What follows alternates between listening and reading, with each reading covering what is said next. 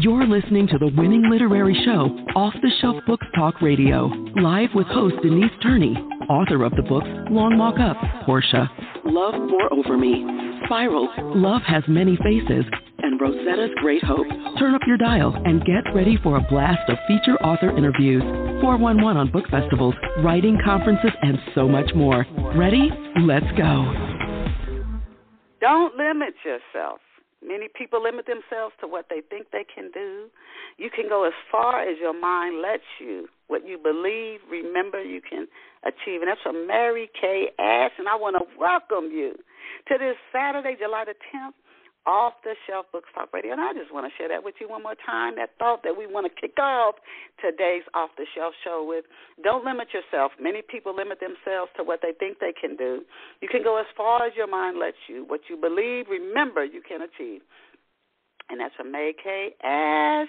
And for those of you who are our loyal listeners, 16 years, you guys, on air. I want to thank you. I just want to pause and honor our loyal listeners who have been with us for this 16-year journey. And if this is your first time scrolling the dial, however you tune in to Off the Shelf, we're on so many different platforms.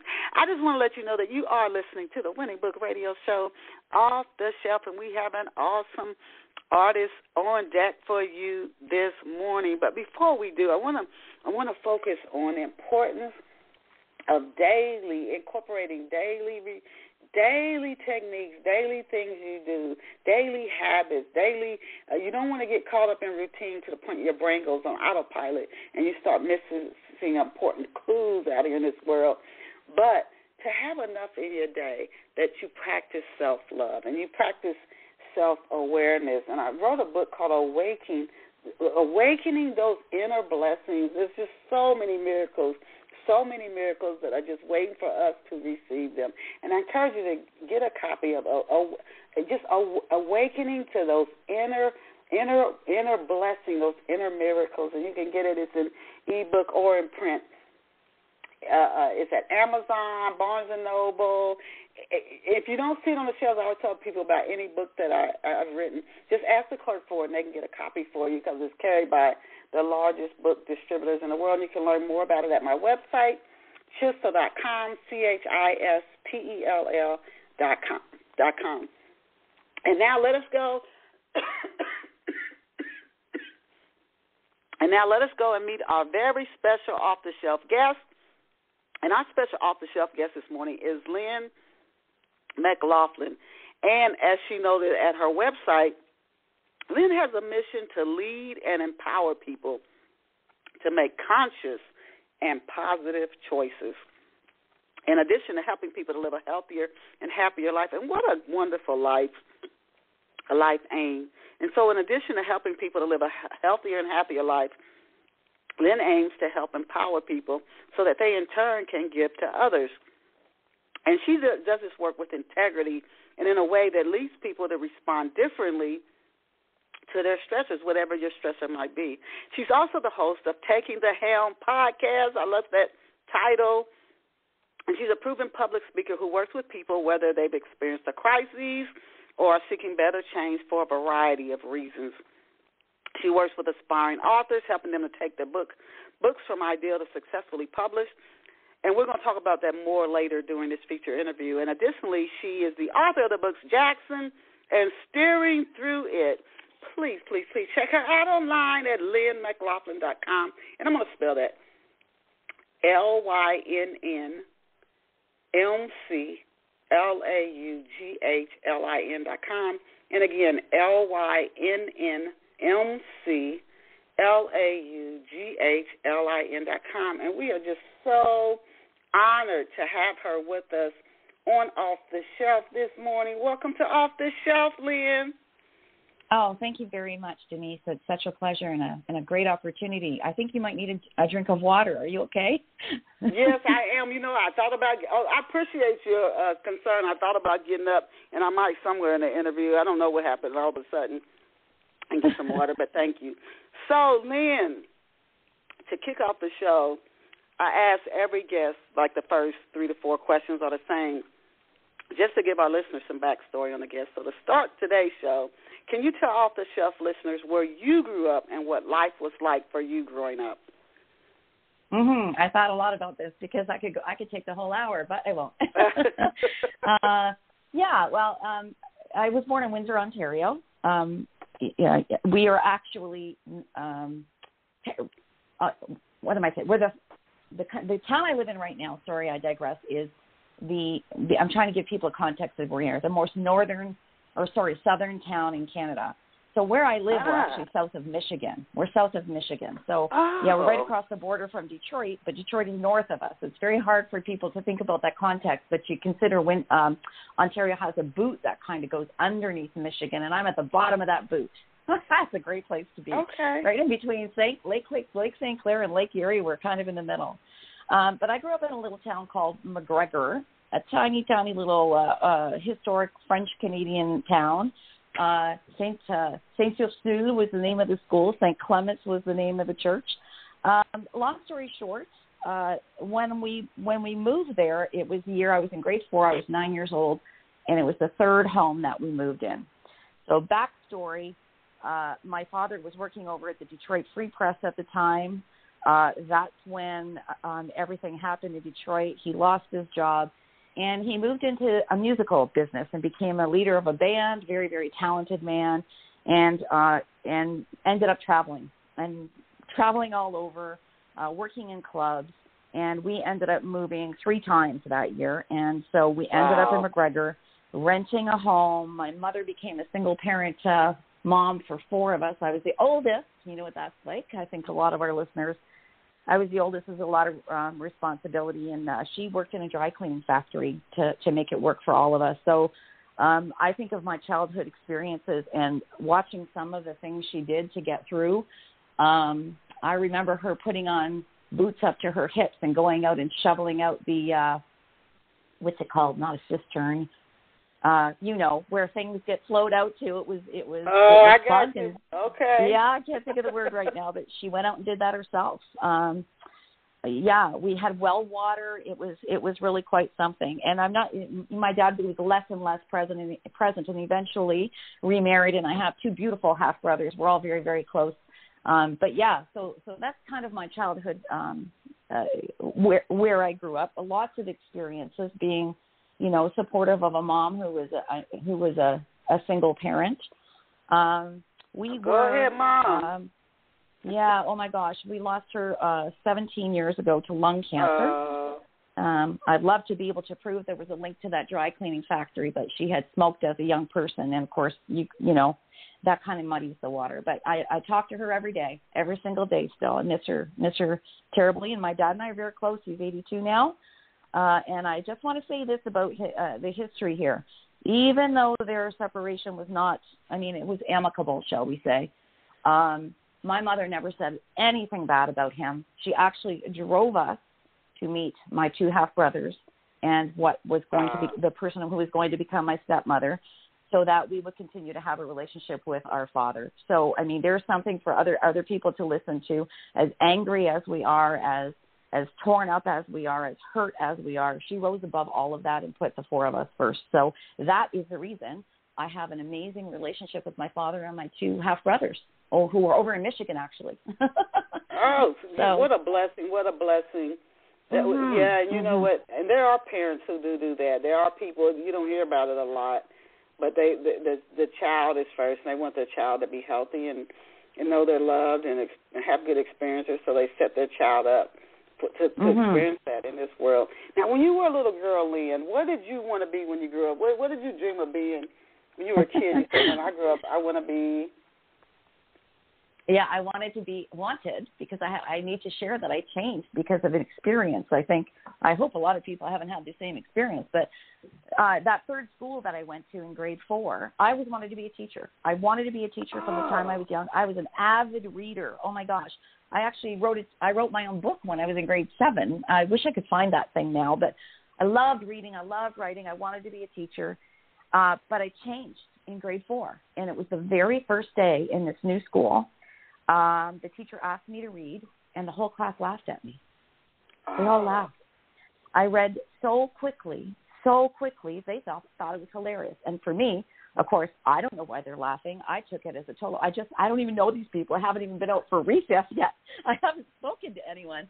And the whole class was laughing at me. And from that point on, I don't know. I changed my mind. I'm not sure what I wanted to be, but I thought, no way, I don't want this is not going to be my passion from now on. Yeah, it's that was an experience. So I ended up going on to other things. When I first went to university, I thought I was going to be a social worker. And long story short, I ended up back in teaching. But it wasn't until I was 19 years old or so, after 1 year of university and social work, that I thought, no, teaching is what I need to do. So yeah, that was a traumatic experience. you know what?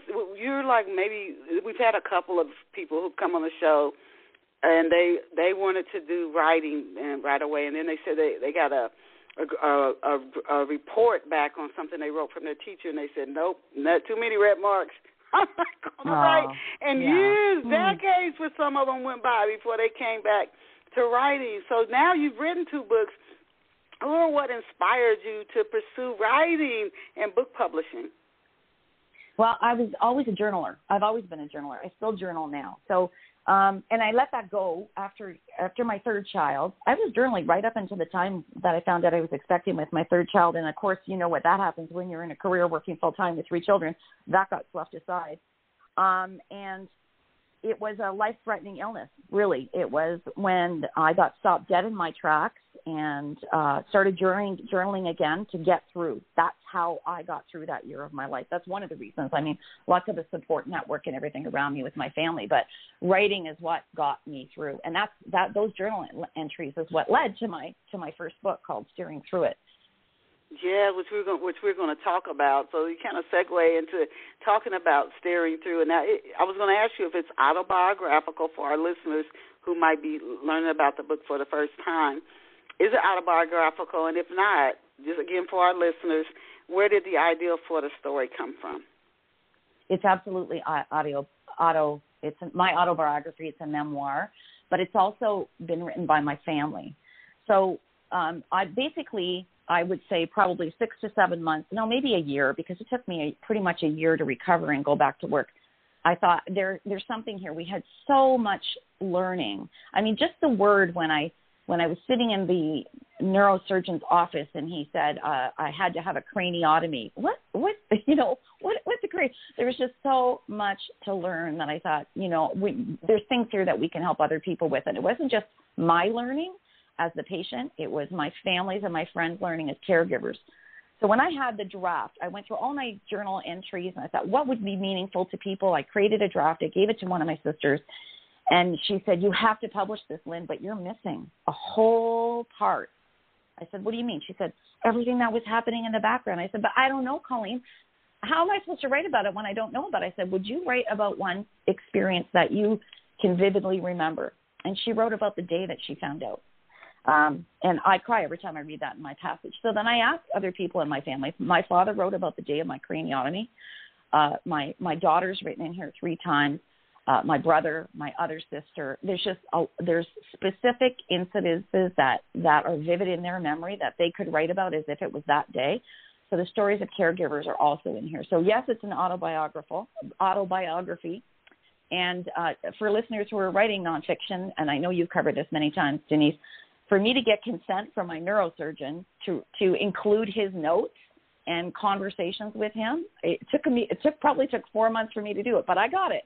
I got written consent to include that information, because when you're using real people's names and information from them, you have to do that as an author. So I went on a little bit of a tangent there, but I hope that answered your question. Oh, yeah. So can you your family also contributes, and that's a first that I've ever heard with an autobiography written that kind of way. Do you take people from steering through it? Is it written in a form where you take them from your childhood through when, and what is the life experience that you're dealing with in steering through it? How old were you when this happened to you? Mm-hmm. You said you helped journal your way through it, but when the story itself, where does it open? Does it open your childhood? They see you growing up with your siblings, your family, and then you have this experience. When does it begin, or do you just start when you first discover you have this illness, and what are you dealing with? How old are you dealing with it, and exactly what do you focus on in the book? Well, I feel like I want to go write a couple more chapters now. You just asked me that question. Okay, so I was 51 years old, and long story short, I had just started an executive position with a local school board. I was one of 10 people on the senior team of 34,000 students. And I would say for about the year before that, I was an elementary school principal in a very challenging school. Regardless, I just want to make the point that I had symptoms for 2 years, and I explained them away.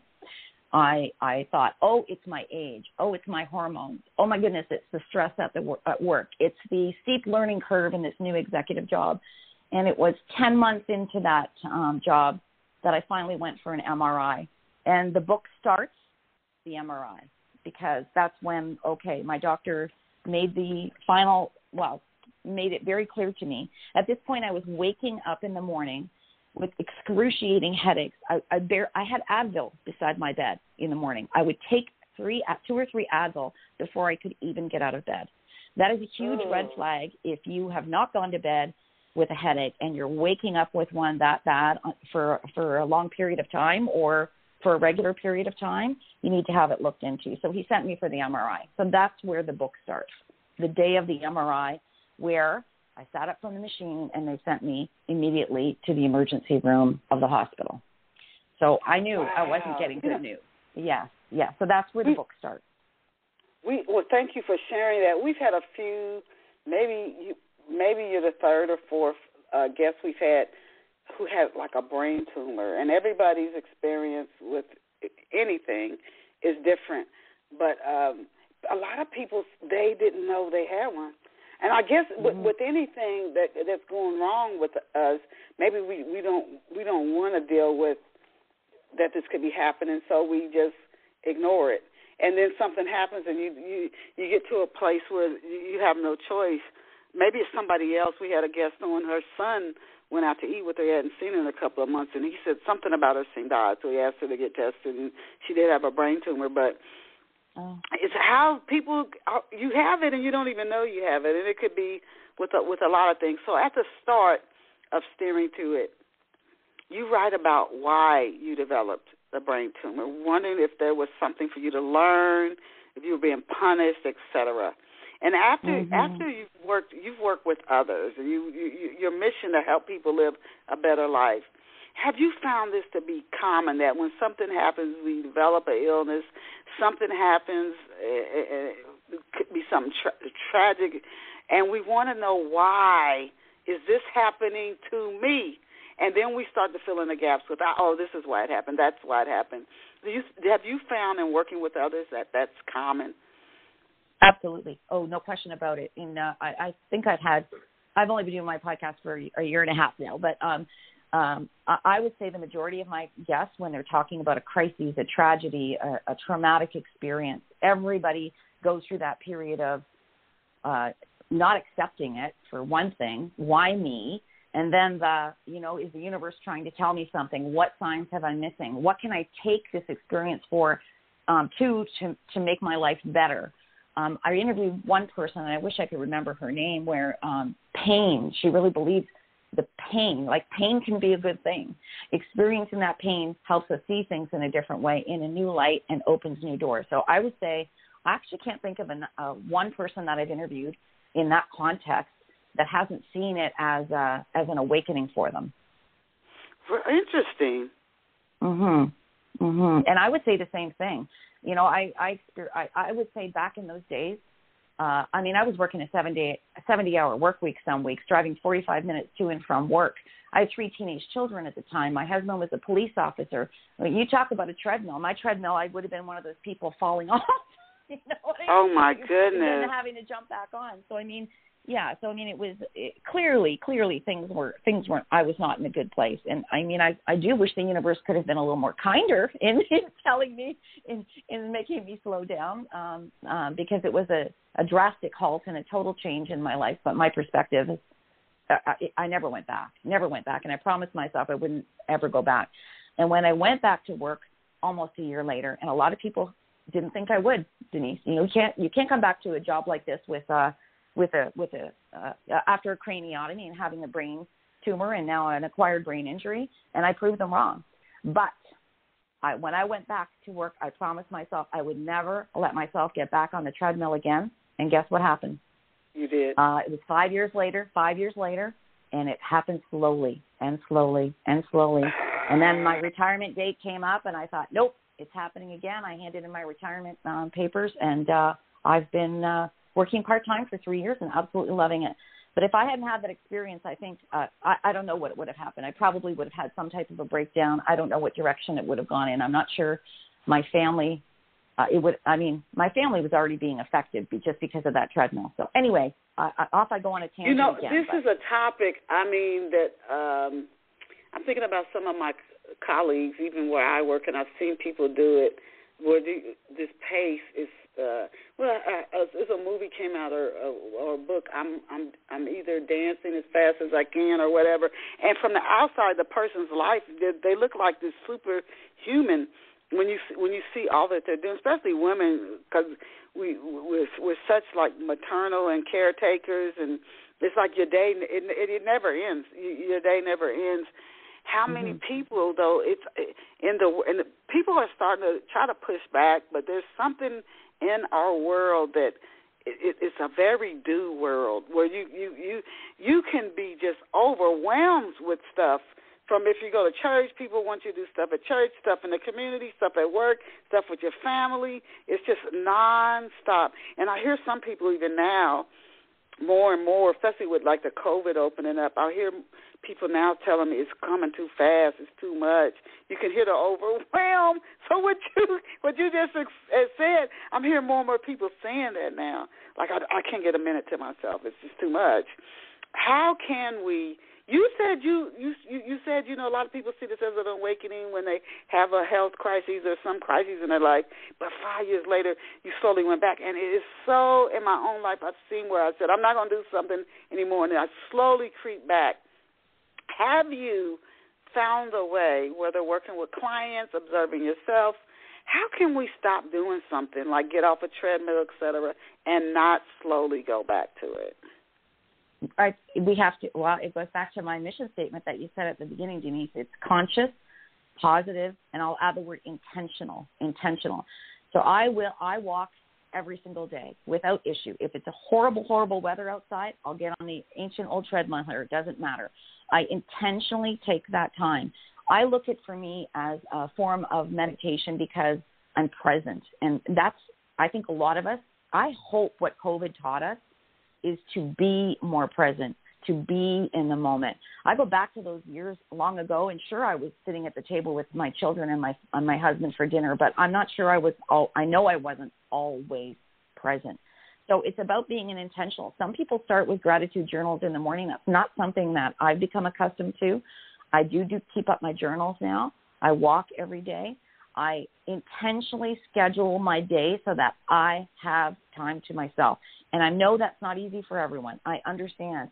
I mean, what COVID did in terms of families being at home and homeschooling really tested us to the maximum I think that any of us could ever have been tested. And if we were able to manage that, and everybody did to some degree, I think it's now time to say, what did I learn from all of that? And it is about taking a step back. But if you just get up in the morning and go about your day and you're not intentional about these things, it'll take you over again, no question about it. And we have to say no in a very kind way.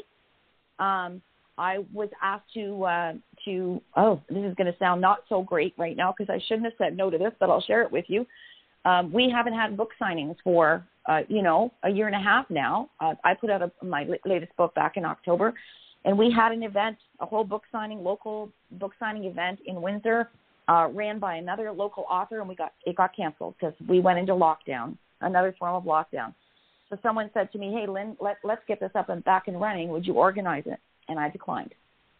Not because I don't want to do a book signing. I can't wait to do a book signing, but I am not in the position to take that much time away from me, from my life, to organize an event on such a big scale that I know is going to eat me up and spit me out for probably a couple of months. So I decline. I'm happy to help, but I will not be the organizer. And that's something I love to do. So if that's an example that people can, you know, I love to do it, but I'm not taking on that level of responsibility. Good for you. You know what each person you looking out for yourself, and I think that's something. And you know, it's so odd. I thought too with COVID. I said I feel like the universe or God is telling us to slow down, and you all won't do it on your own. So Him, I don't want to put you in a situation where you have to. But I don't think it's going to change anything. I'm telling you, as we come out of it, with some cases with the variant rising again, I'm telling you, people are going at a frantic pace, at least around me, right after it came. It's like just almost going even faster, trying to make up for whatever didn't happen during COVID. I'm starting to see it already. We have to, like you said, be more intentional so we don't get caught up in this trap, or it gets even worse. And see, we're not there yet in Ontario. We're just about to open up our third stage next Friday. So we've been baby steps. So I haven't seen that yet. I am seeing people desperate. I mean, I saw 4 of my best friends last week and got to hug them for the first time. You know, that's the kind of thing that really is happening here. Is people are getting together again and being with each other and really understanding the value of human connection outside of the virtual world. So that's where we are from my perspective and the group that I have. But once we open up again next week, Denise, you might be right. I might be seeing the exact same thing here. Yeah, you wait till you've been open about a month. Hopefully you don't. Hopefully you don't see it. But one. I mean, I'm telling you, it hit. Hopefully it's different where you are. Not all businesses here are even back in the States, so hopefully people will navigate it differently. Now, what inspired you, Lynn, to actually share? Because I think an autobiography is very personal, and it affects everybody who's mentioned in it, anybody who would know you, who would read it. What inspired you to share your story with others and steering through it? I think the first one was symptoms. Helping people understand that we can't ignore them. We can't get caught up in our own life. And, you know, it's interesting. When I think of all my symptoms, Denise, I mean, I had tinnitus, I had dizziness, I had headaches, I had lightheadedness, I had nausea. But I never actually sat there and consciously thought, are all these things connected? I saw an audiologist. I saw my optometrist. I never actually thought, and, you know, maybe there was avoidance there. Maybe I knew something was wrong and I just didn't want to know about it. Maybe I was too afraid. I have no idea. But, you know, when we see symptoms, new symptoms for us that occur on a regular basis that we never had before, we really need to be going to check them out. So that was the first premise of the book. And then the whole thing about decision-making and treatment options and not judging others if you don't agree. And then what do you say to someone, you know, who's about to go in for a life-threatening surgery? Those were all the things that we found awkward. And I wrote the book to try to help people through it. And it doesn't matter if it's a brain tumor or any type of life-threatening illness or crisis. I think there's lots of things in here that would help people. Thank you for sharing your story. Again, it might help somebody to reduce their fear and they get checked out if they know their symptoms earlier, so they don't have to. It's maybe not as difficult, although a brain tumor isn't easy whenever you catch it. Now, how did writing the book? Did you write it as you were going through certain things, or after it was all over? And how did writing the book help you to navigate the changes that you were experiencing? Well, I took it from the journal entry. So once I discovered and figured out the new me, because I'm definitely a new me, you know, I had lots of issues to work through after the surgery. Cognitively, I was in a really bad place. I did have speech, which was fantastic, but there was a lot of rehab, a lot of things I had to do for a long time. And so when I was of sound mind, that's when I started taking those journal entries and deciding what was going to happen. The journal entries are exactly what they were. I will say that some grammar had to be corrected because, you know, after my surgery, I wasn't exactly, some grammar and punctuation and sentence flow had to be. But the journal entries are exactly them. So I basically do a little lead in and then there's the journal entry. I do a lead-in, and then there's a journal entry, and then there's the entries from my family.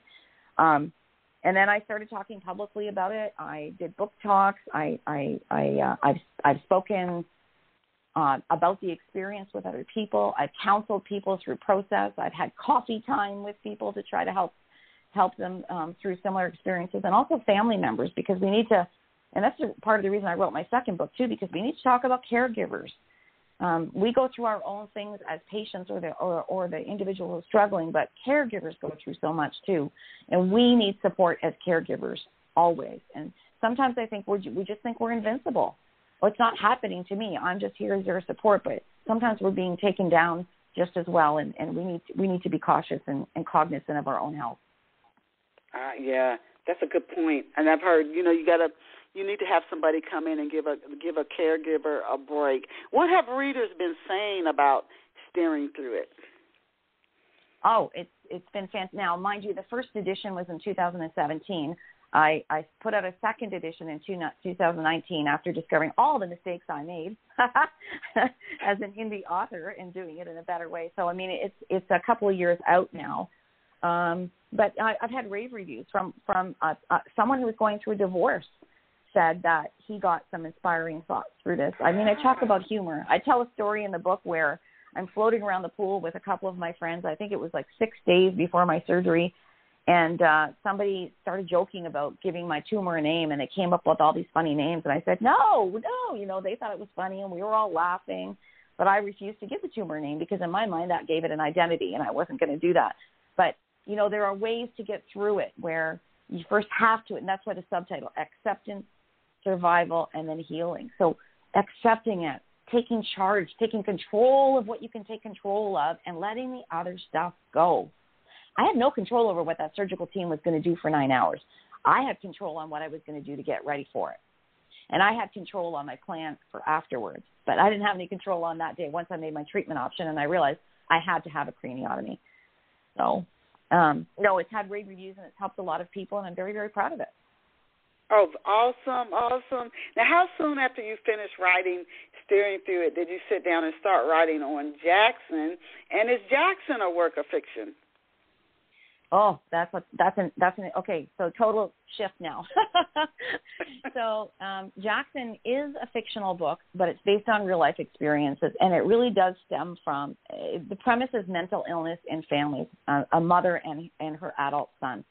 This stems from my work as a superintendent. I worked with many, many people who were struggling with mental health, specifically anxiety because of the role that I was in. And in my own personal life, some of my friends were having that same experience themselves or with their children. And then my own daughter, it became debilitating for her in her 20s. So, and I've journaled. I was journaling all through that time as a mom, and I was trying to save her. You need to do cognitive behavior therapy. You need to do this. You need to do that. And so the book is a compilation of experiences. I interviewed several other parents. I interviewed other people who were experiencing extreme anxiety and depression to the point that it was debilitating for them. And I created these two characters called June and Jackson. June, for me, I would say June is 70% what happened in my life, and Jackson is probably about 40% of my daughter. But even though it's fictional, it is real life, and I go back to the caregiver role.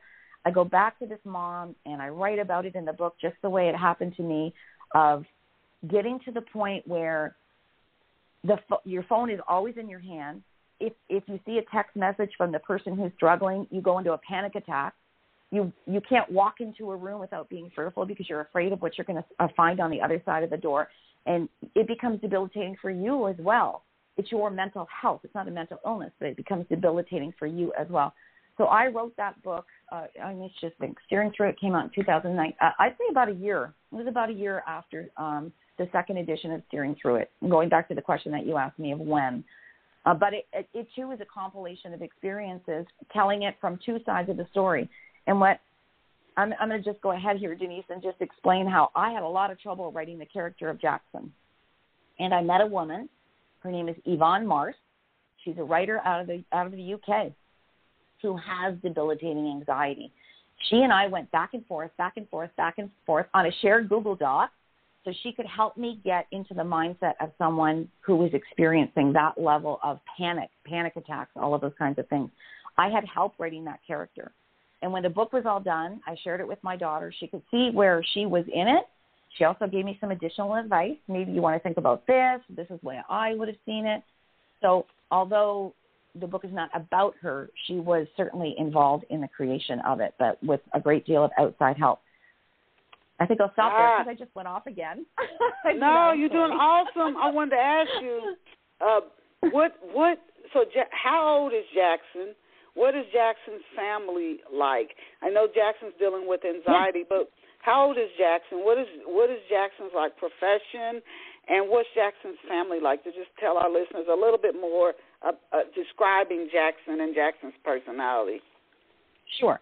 So June is a financial advisor. She works out of the house, the mom, and the dad is an electrician. So they both are, have their own personal businesses. Jackson is a single child.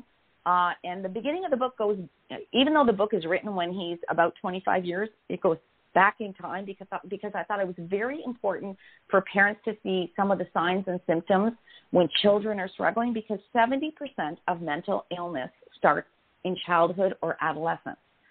So we go back in time to when Jackson was a toddler, Jackson was 2, when Jackson was 4, and some of the behaviors and the things that were observed that the parents, like we all do. Oh, yeah, terrible tooth. Oh, we have all heard about terrible tooth, temper tantrums. This is just a temper tantrum. But then other things start to occur, and it's not until in this book, Jackson is in grade 5, where they really get a full assessment done to find out what's happening and change the way they respond to him based on what they learn about anxiety. So even though he's 25 years in the book, so basically we take him through his childhood, his struggles through college. He ends up moving into an environmental degree, does move into the city of Toronto, but all through his life, you actually understand what it's like to think with an anxious mind, to have those demons in your head because of the way Jackson expresses himself, and then his struggles as well. I mean, he goes through blaming, I blame everybody else for this. Why is this happening to me? I don't understand this. Substance abuse, suicidal. There's a suicidal attempt to give everyone and it is an attempt to give everyone that prelude to the book. But in the end, these two people come together, and the mother has to get help for herself, and we go through that whole process of how she gets help to get to the point where she knows she can be there with love and hope and support for her son, but she cannot save him. And that is the hardest thing for parents, for us to wrap our heads around. And then Jackson, at the end of the book, it does end in a positive way, just to let people know, but it's real. This is happening all around us. And we have the largest mental health teaching hospital up here in Canada. It's called the Centre for Addictions and Mental Health, and they did a national survey at the beginning of COVID. And, of course, we all know that our mental health has suffered to a very, very large degree during COVID. But if we can understand what people are going through and we understand what mental illness is, even if it's not affecting us, 50% of us, they're saying, will have a mental illness by the time we're 40. 50%. Wow. And if it's not affecting us personally, it's probably very likely with those percentages going to affect someone we know or we love or a colleague. So my premise with Jackson was, if we know about it, if we understand it, if we go on to see some of these sites and research it more, then maybe we're better inclined to pick up the phone and call and check on someone. Because that old added question, I wrote a blog post about this a few weeks ago, how are you today? None of us are answering that, honestly. No, yeah. We need to ask different questions. We need to ask different questions because sometimes talking to someone is the first step to actually getting the help that we need. So, yeah. So his whole life really until he's about 25 years old. That's where the book ends. Oh, my goodness. This story sounds so just phenomenal, and that people really I can just think of kids in college. They said more and more kids in college are seeking mental health issues that you don't think. You think people are happy, everything's fine. And they say a lot of it has to do with our lifestyle in our world. When I was a kid, you knew your neighbors. And people interacted with each other face to face a lot more. It was almost like picking up the phone and talking to somebody. People would say, why don't you just go visit them? Why don't you just go over there? Now we don't even pick up the phone and talk to people.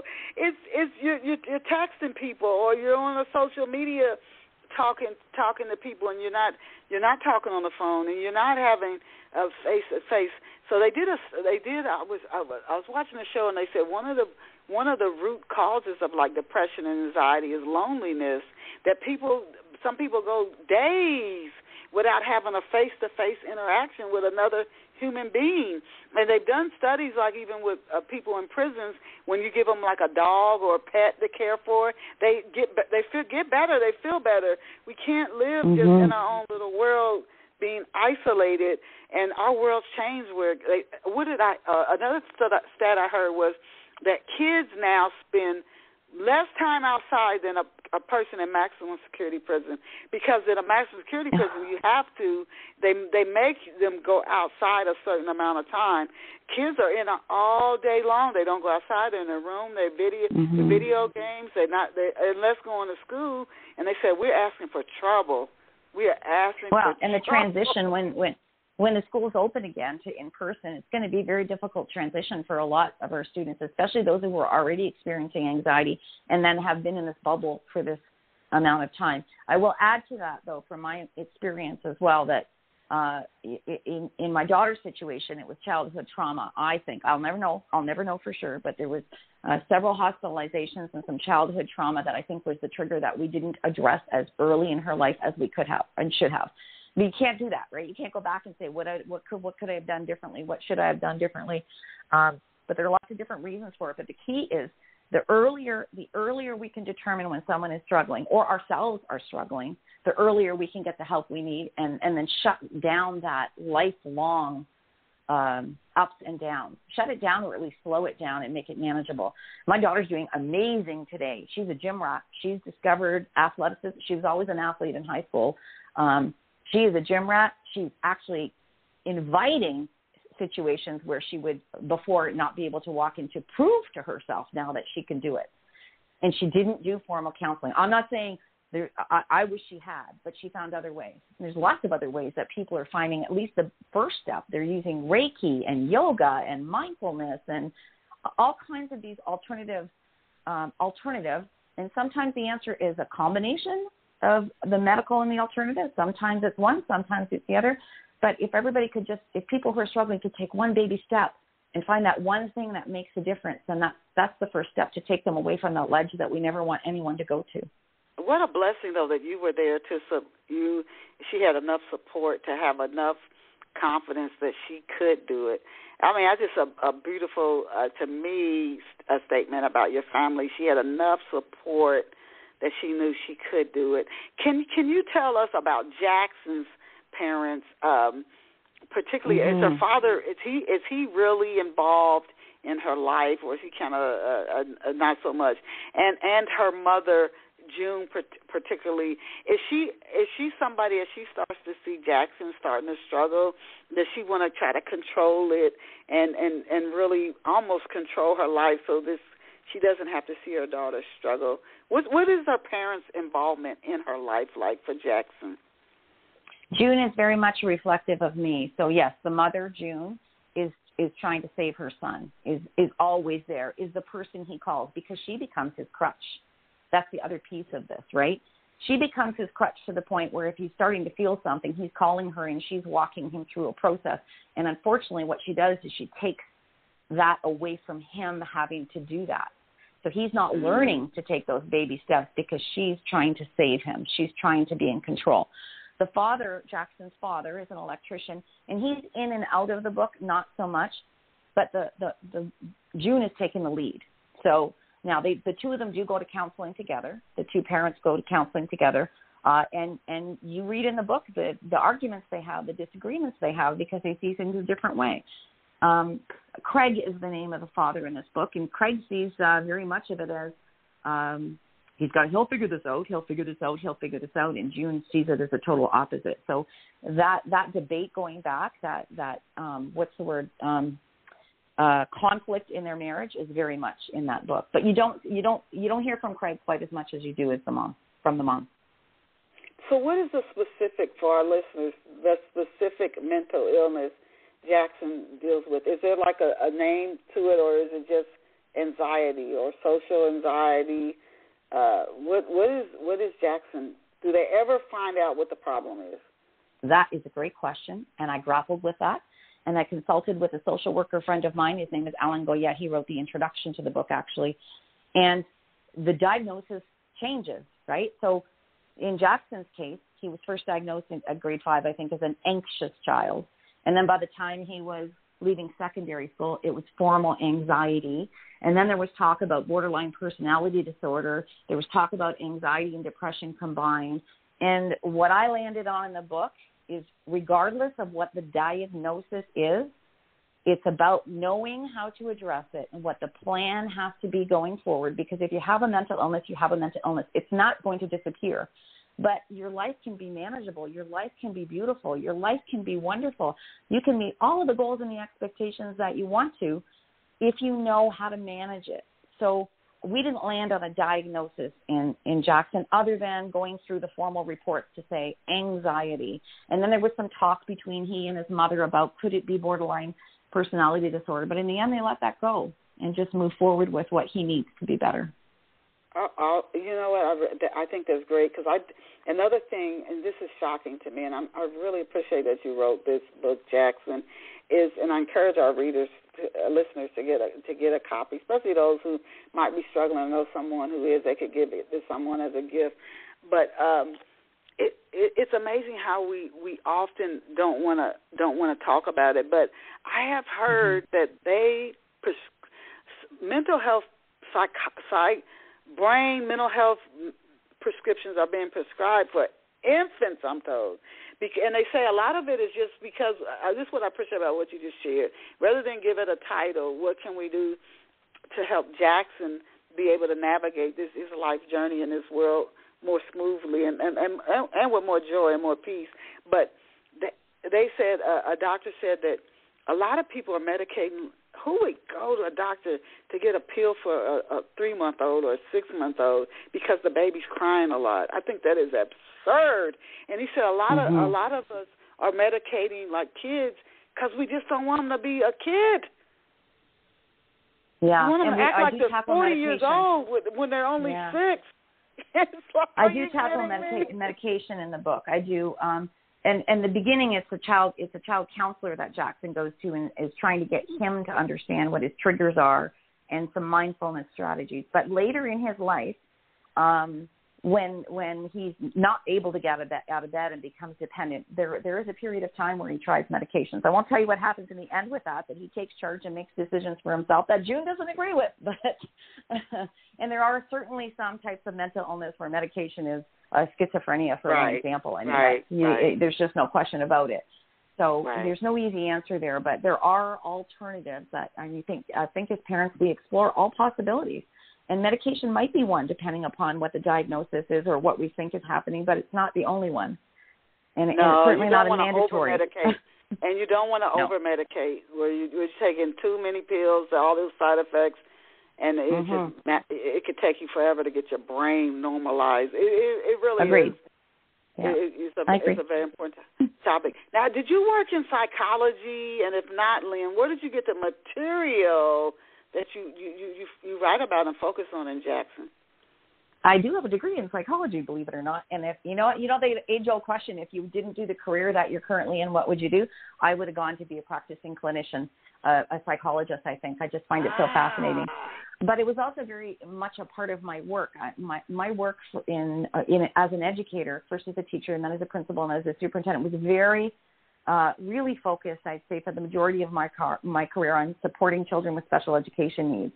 So there's a lot of that, embedded in that when you read a report on a student, about a student that talks about cognitive functioning and executive functioning. That's all. It was all embedded in what I did for at least the last 15 years of my career too. So a lot of it was research. I only researched reputable sites. There's so much misinformation out there. Same thing what I would say to people about the brain tumor piece. If you get a diagnosis and you just Google it, you're going to put yourself in a terrible, terrible position. You need to go to medical sites, reputable medical sites, to do your research.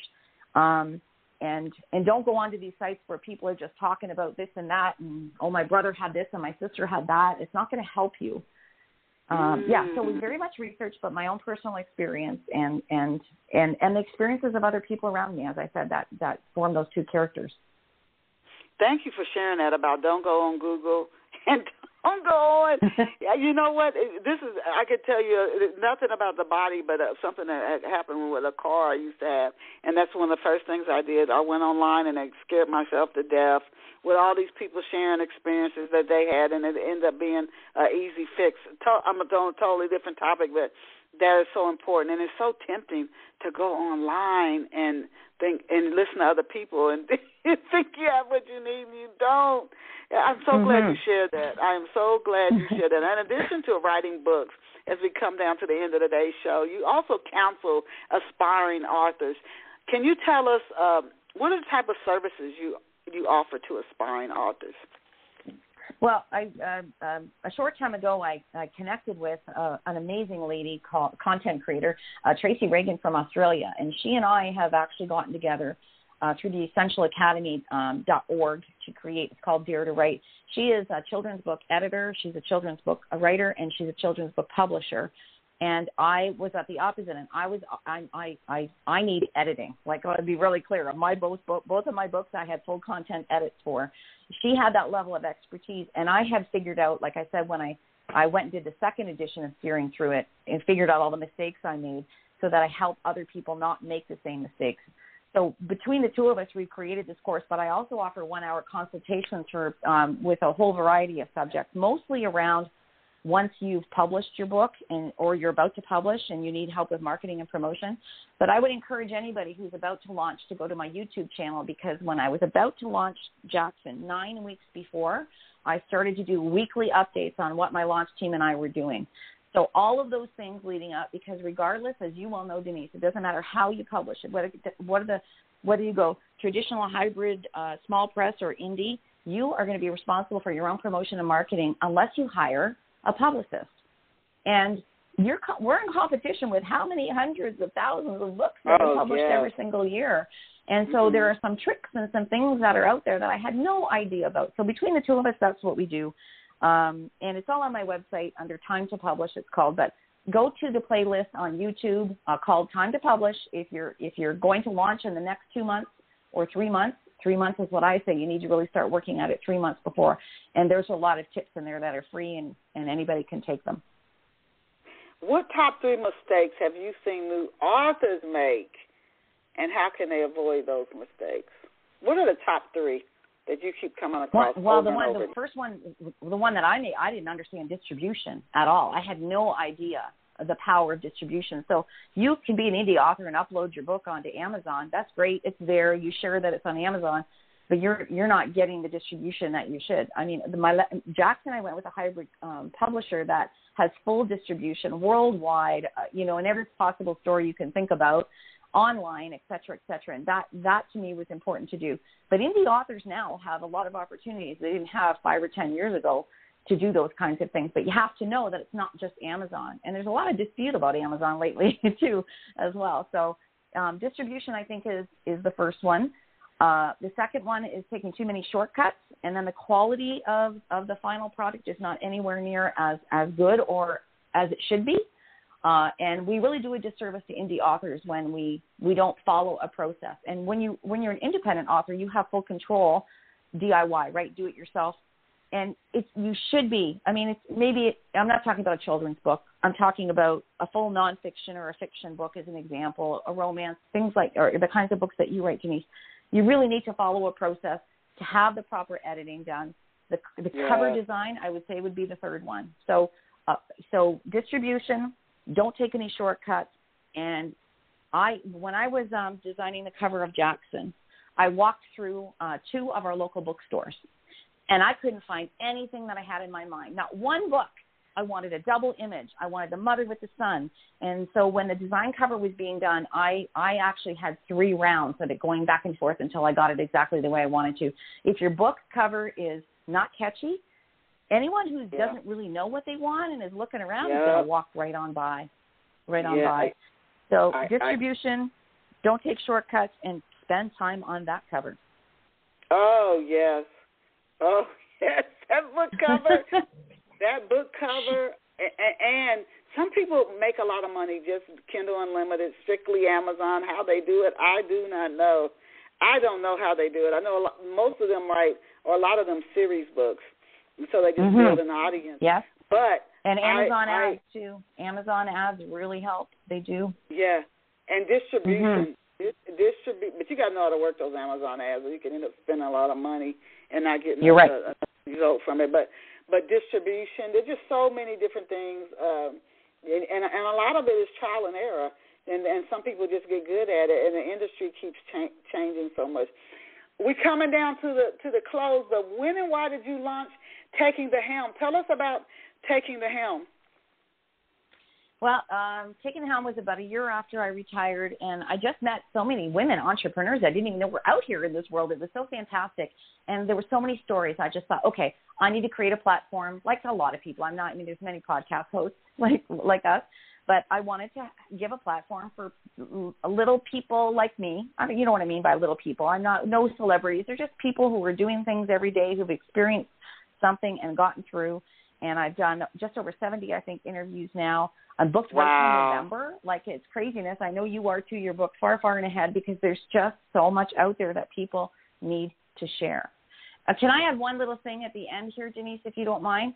Because my niece, this is the very first time I'm trying traditional publishing, and it's part of what I'm trying to do, helping people through the publishing path has experienced this as well. And my niece and I, the same thing about anxiety. She's a social worker. Her name is Amber Raymond. We've just written a children's book series, and our premise is to teach children at the age of 4, not only to identify their emotions, because there's a lot out there, but strategies so that if I'm feeling angry, this is something I can do. And then they practice those strategies, and their parents and guardians and caregivers practice those strategies. So we've just sent out, we've just gone to 60 literary agents, and we're going to sit back, and and hopefully in about a year I'll be able to help people through that process too, and understand the hows and the do's and how to write a query letter properly and all those kinds of things as well. So I just wanted to throw that in at the end. Tell us what's the name of the book, and you said your niece. What's her name again? So her name is Amber Raymond. Her name is Amber Raymond. I think she's listening in right now. Amber Raymond. Yeah, the series right now is called The Power of Thought. We've fully completed 3 of the books, and we've got drafts of our next 2. So yeah. Oh, it's a book series. The Power of Thought. It's a book series, and I hope you get it into schools. I know the trade that could end up being somewhat, well, maybe not. It's not nonfiction. If it's nonfiction, trade books are really where the money is. You get it in schools and different organizations, and I wish you much success with The Power of Thought. And it's good that it's a book series. It's good that it's a book series. Thank you very much. Yeah, it is a nonfiction children's book series. Yeah. Okay. Can you tell us where you are on social media for those who might want to find you on social media? Yeah, I'm on Twitter, I'm on LinkedIn, I'm on Instagram, I'm on Facebook. I've got a business page on Facebook. But if you go to my website, lynnmclaughlin.com, and you've already spelled my name, all of my social media links are on there. My blog, my podcast, my books, everything is all in one place. That's where I take people to. One-stop shopping. And where can people get copies of your books? Are they in print, audio book? Are they in ebook? They are. Oh, my goodness. Thank you for asking. Jackson Marnie Young Hall, who is her name is Audio Sorceress. She's down in, I want to say, South Carolina. Oh my God, she's brilliant. She narrated Steering Through It for me alone. She was alone at the time. She changed voices. It was really amazing. And then through her Canadian branch up here, Jackson was just professionally narrated by 2 amazing people playing the mother and the son. So they're both on audiobook. They're on ebook. They're on Apple Books, and they're on softcover. Jackson's in a hardcover too, but not steering through it. Yeah, they're all available through Amazon, Barnes & Nobles, really, Indigo.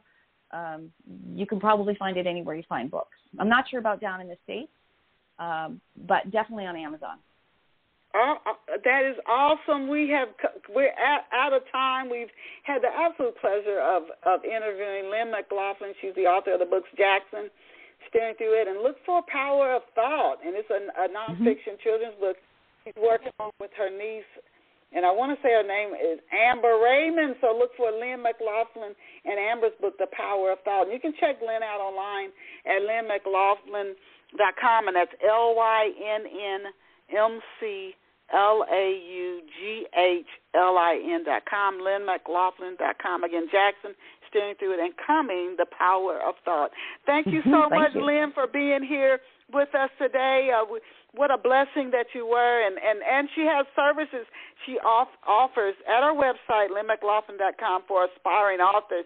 It might help save you some money and help you get your book ready for launch as you go out. So check that out again, lynnmclaughlin.com.